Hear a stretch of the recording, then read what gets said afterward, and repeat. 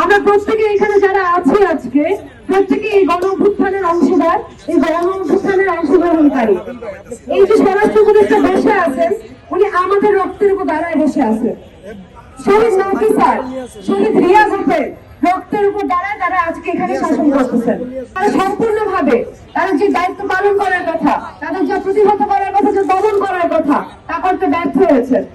ধর্ষণ ও নিপীড়নের বিরুদ্ধে বাংলাদেশ প্ল্যাটফর্ম থেকে আমাদের কঠোর কর্মসূচি ঘোষণা করা ছাড়া আর কোনো পথ বাকি নাই। স্বরাষ্ট্র উপদেষ্টা যিনি এখনো রয়েছেন জাহাঙ্গীর, ওনার অবশ্যই জাতির কাছে ক্ষমা চেয়ে যে তিনি একজন ব্যর্থ উপদেষ্টা, ক্ষমা চেয়ে তার পদত্যাগ করতেই হবে।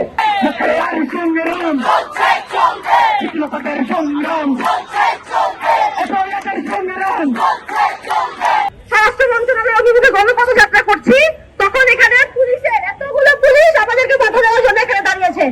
অথচ 5ই আগস্ট পরবর্তী কয়টা ফর্মে নারী নির্যাতনের ঘটনা ঘটেছে, নারীদের সেবা বন্ধ করে দেওয়া হয়েছে, রেপ হয়েছে, চলন্ত পাশে ধর্ষণের ঘটনা ঘটেছে। কোথায় ছিল এরা? এদেরকে জিজ্ঞেস করেন, এদেরকে জিজ্ঞেস করেন। 5 আগস্টের আগের এবং পরের পুলিশের কোনো তফাৎ আমরা দেখি না, শুধু দুটি নামের তফাৎ আছে, একটা হাসিনা সরকারের পুলিশ আর একটা ইংলিশ সরকারের পুলিশ। যে দেশের নারী নিরাপত্তা নাই সেই দেশে কোনো সংস্কার হতে পারে না। আপনি আপনার স্বরাষ্ট্র ইন্টারিম গভর্নমেন্ট নিয়ে আপনি পদত্যাগ করে দেন। যদি আপনার দেশ চালাতে না পারেন, আমরা দেখবো দেশকে চালায়, তারপরে আমরা বসে থাকবো। তারপরে বলছি আপনি নেমে যান।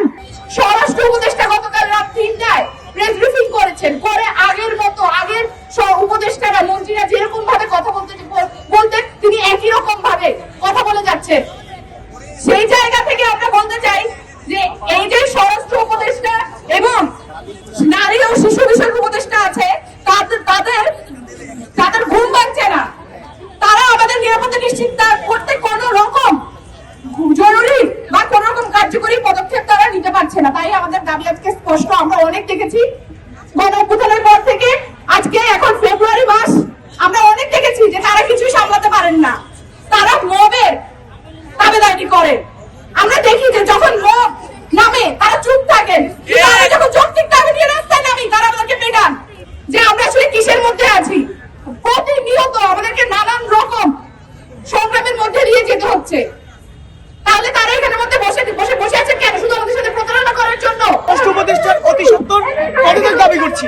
আজকে আমরা এখানে আমাদের অবস্থান কর্মসূচি কন্টিনিউ করবো। এরপর আমাদের পরবর্তী কর্মসূচি কি হবে এখান থেকে আমরা ঘোষণা করব।